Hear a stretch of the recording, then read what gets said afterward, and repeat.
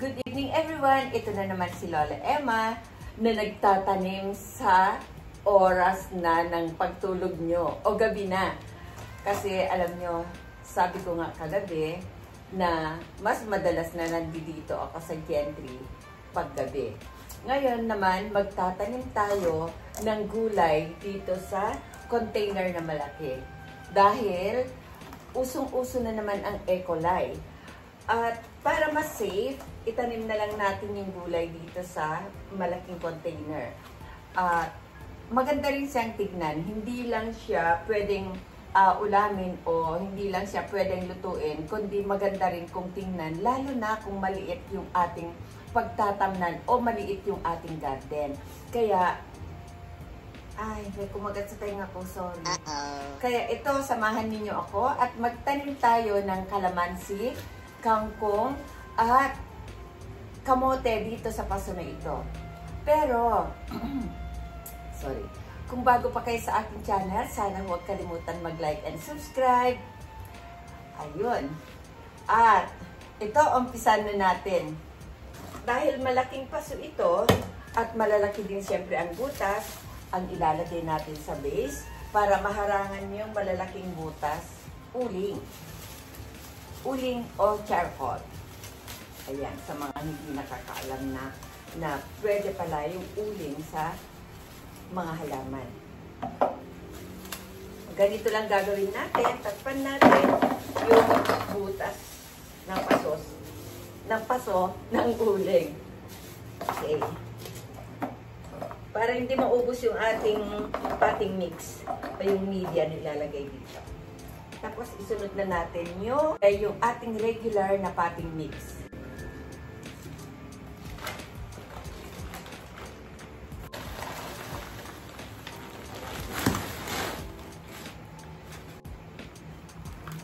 Ayan.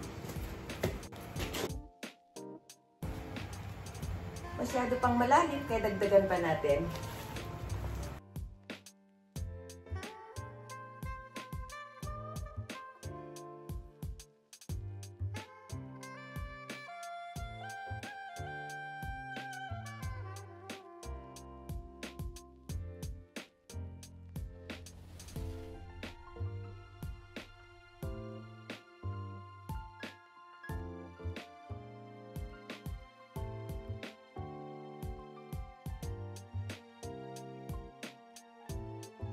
Diba?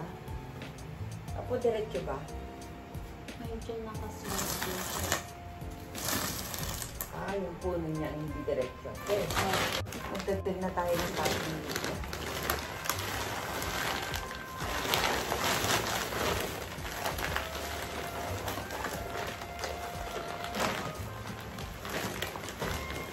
Dahil nga maulan, nandito tayo sa may harap ng pinto.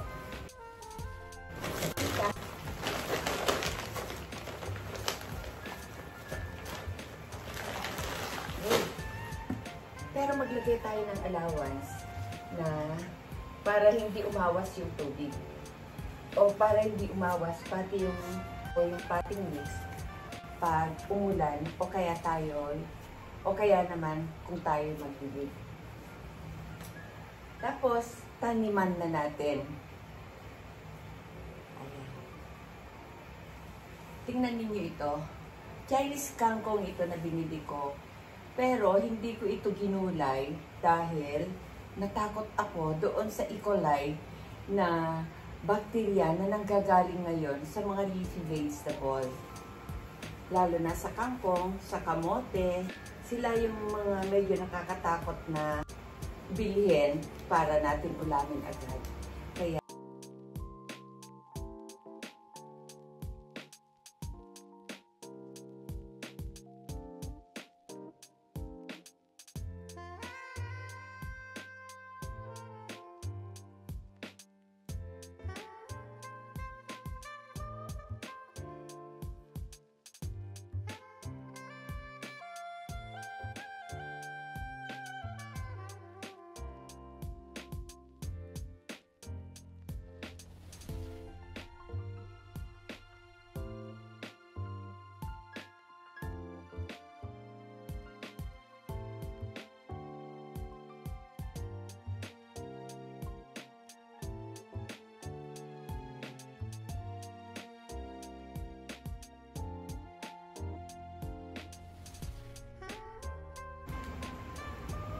Tanggalin muna natin yung mga nabulok na dahon.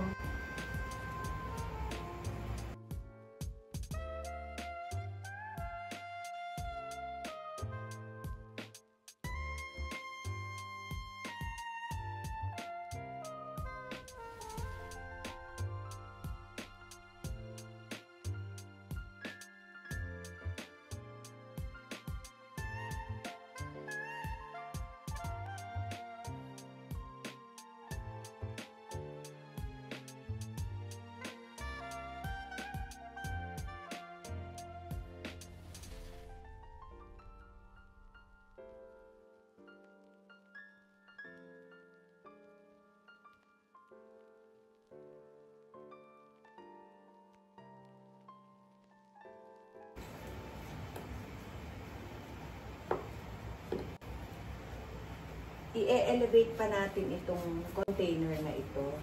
Maghahanap lang ako ng stand doon sa bahay kasi ayaw ko nang bumili. Sayang kasi kung meron akong available sa bahay na mapagpuputungan nitong container o kaya itong paso na malaki, tapos meron pala ako doon.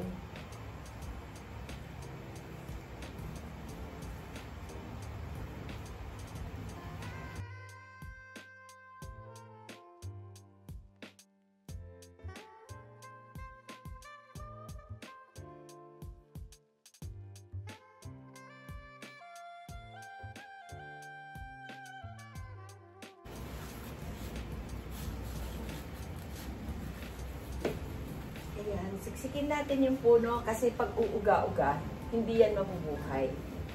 Ito, ang ilalagay naman natin dito ay, ano ba, ang maganda.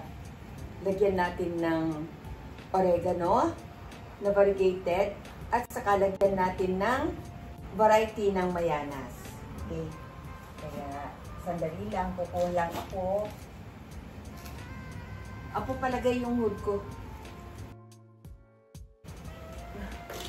Paikutan natin ng variegated oregano para hindi puntahan ng insect, ng lamok, at saka snake.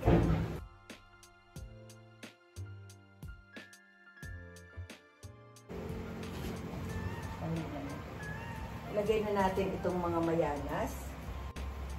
Ito.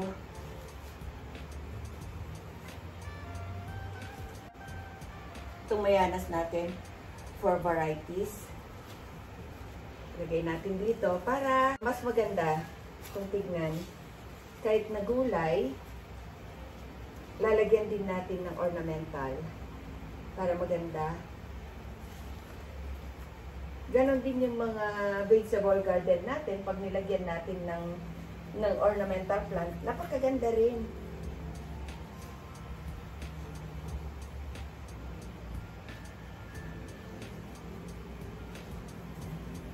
Ilagay natin itong huli na oregano. Yan. Dagdagan na natin ng lupa. Ilagay natin itong buong isang sako. Ito sa gilid. Hindi magsag yung lupa. Pag nagsag man yung lupa, meron pang nakabaon pa rin yung kanilang mga ugat. Ayan, nakahoodie na si Lola. Nakahood na. Maraming salamat ulit sa inyong panonood. Sana nagustuhan ninyo at may natutunan kayo. Maraming salamat ulit. Good night and happy planting. Bye-bye!